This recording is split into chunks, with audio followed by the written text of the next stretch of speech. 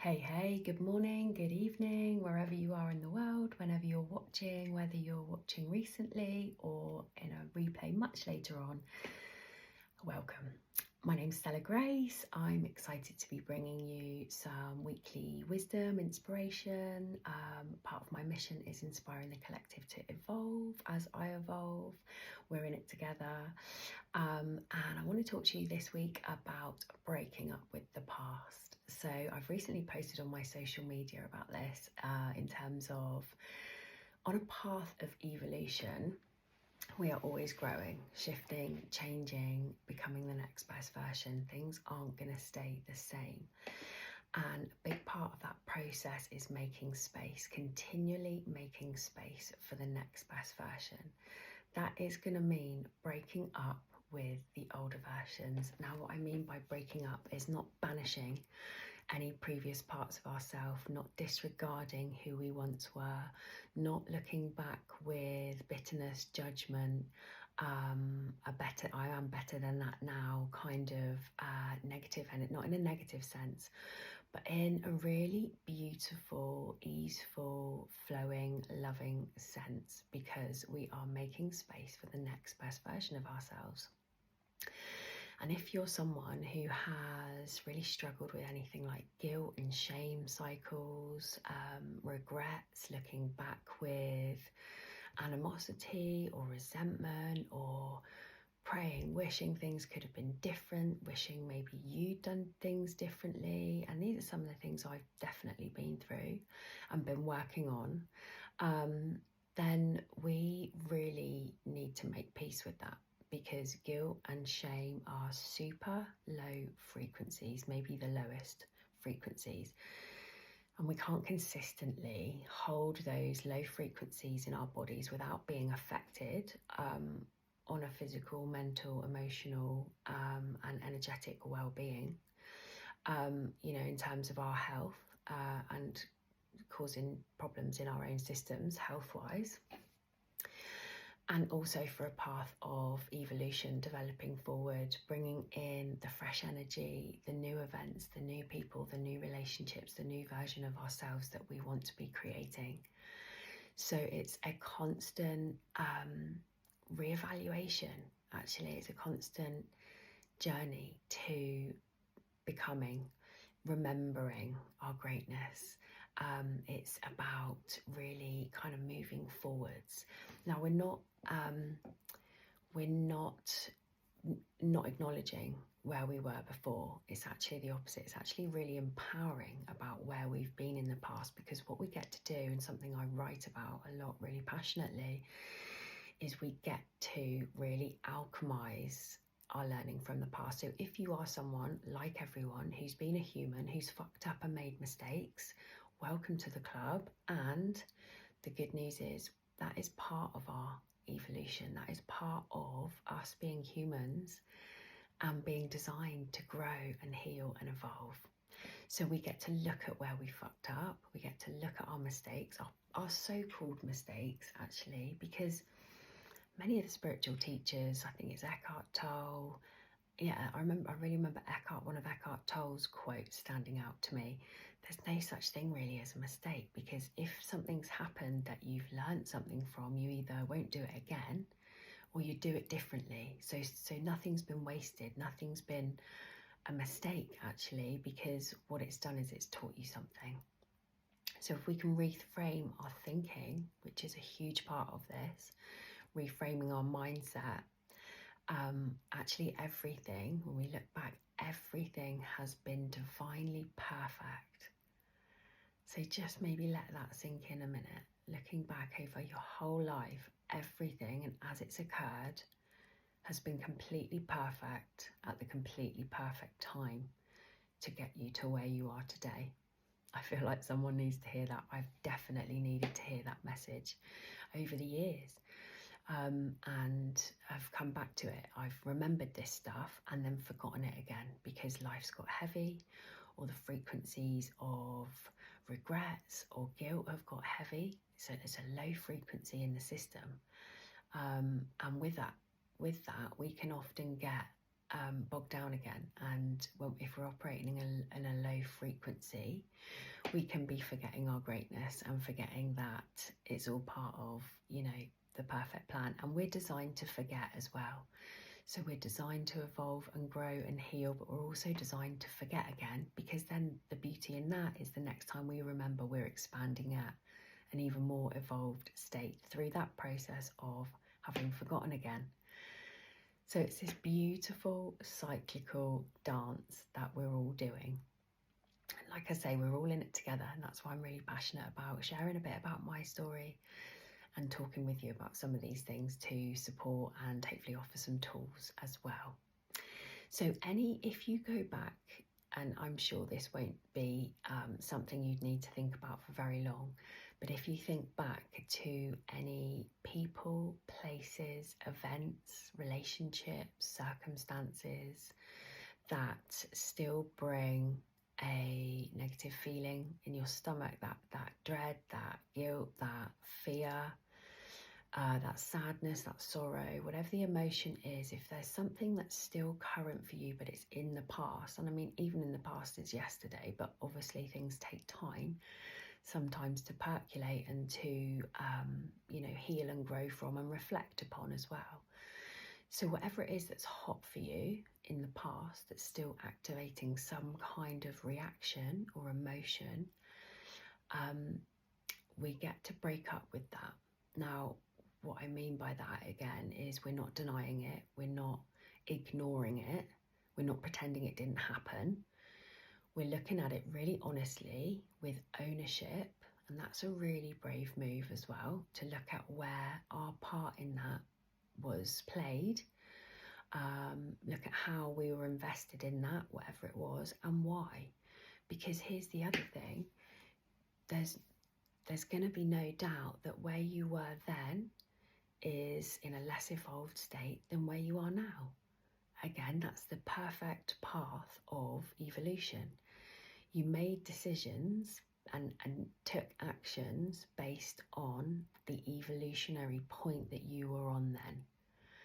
So when we look back at these points in time and feel something like regret or remorse or sadness or guilt, we're looking at it from our orientation of where we are now, with a new or an evolved set of tools that we have now.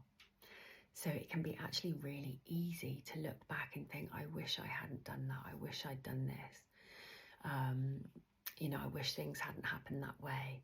All completely normal, because we're looking at it from a point of being different now. So this is an invitation to you to reframe your relationship with the past, breaking up with the past in the sense of wishing it all the well that you can from this point now, from the point of being more evolved, from the point of being more solid in yourself, from the point of being more forgiving to yourself and others. We're breaking up with the past in terms of lovingly remembering that all those old versions of you and all those old sets of circumstances were the best that everyone was doing in those now moments. You're now in a new now moment. There's always a new now moment to reference things from differently and to be in. So it's a bit of a process here. I'm going to break it down into, I think, 2 steps. So we're going to look back and identify the thing that's hot for you, the thing that's hot in terms of causing a current reaction that still causes a current reaction in your body that's negative, whether that's a judgment, a guilt, a fear. So we're going to identify what originally that you can remember is causing that. Okay, because if there's something still causing that from the past, then it's something as an indicator and an invitation for you to be making peace with. So step 1, identifying what it is that is triggering you in the current. It might be an event, it might be a relationship breakdown, it might be a trauma, it might be you acted in a way that you wouldn't act now. Whatever the thing is, identify that is the first thing. The second thing is the huge amount of self-love required. So step 1, identifying. Step 2, self-love. Now, to break the second step down of self-love, it's simple in that it's about doing all the things I've just discussed, lovingly accepting and acknowledging yourself deeply from this point now to that, sending love to that old version, because that old version of you knew the best and did the best that they could with the resources and awareness and knowledge and evolutionary point that they had then. So we have to communicate that back from the now before we let it go. Third step. Okay, so identifying the point, the place, the time that's still causing you an emotional response or a negative vibration. Self-love. This is so key, and this feeds into everything I talk about anyway, and that we should be doing. Should be, I don't like that word, but everything that is really helpful for us to be doing on a daily basis. If I'm not self-loving, if I let my self-love slip, which can happen really easily in a busy life, I will feel it. I will start to feel groggy, ratty, tired, resentful, alone, unheard, unacknowledged, all the things that I need to give myself. I start feeling, ratty about, looking for that almost. And when it's not coming, I'm wondering why. That's because I'm not doing it. So any areas that are triggering you are calling for your self-love. So self-love. And then the third step is presence. Now, the new now moment, who you are today, looking at it from that reference point and being that reference point. So we're clearing all the old attachments. You could do a nice affirmative statement, like maybe revoking your power. I affirmatively revoke my power from this situation that's causing a negative sense. I bring myself fully into the now with self-love and complete forgiveness, or complete healing, or complete acceptance, whatever it is the feeling is that you want to bring in. I was reading Louise Hay yesterday, and I think early on in her book, You Can Heal Your Life, she says how key the present moment is in terms of our power. Our power is in the present moment, by Louise Hay. I love that. And that's the third step. And I think that's really important, because our power is in the here and the now. And these siphoning life force energy leaks that we have, like one of the ways our energy can really drain is by focusing on the past, by being stuck in the past, having attachments in the past. We want to look at them, heal them up, give them lots of love, and move on, move forwards. Be in the now moment, because they're siphoning our energy. Our precious life force energy is needed for the now and for moving forwards.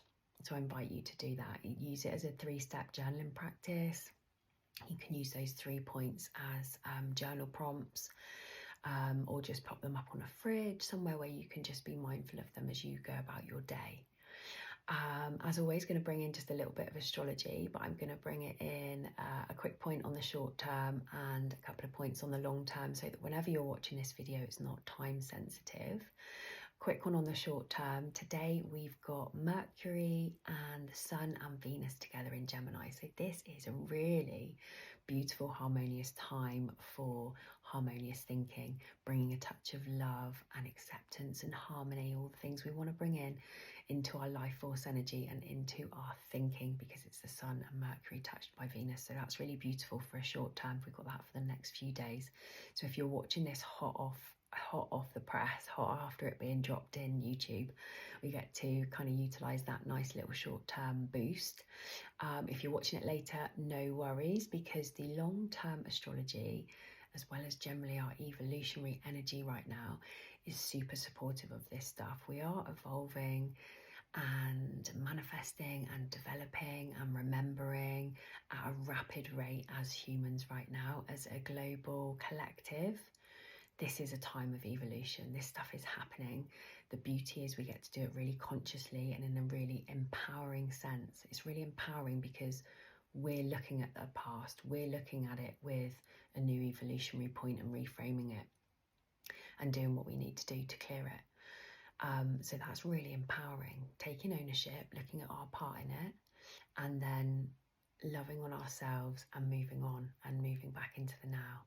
Now, we build up attachments to the people, places, events that were around us in the past, or that were attached to those kind of key moments.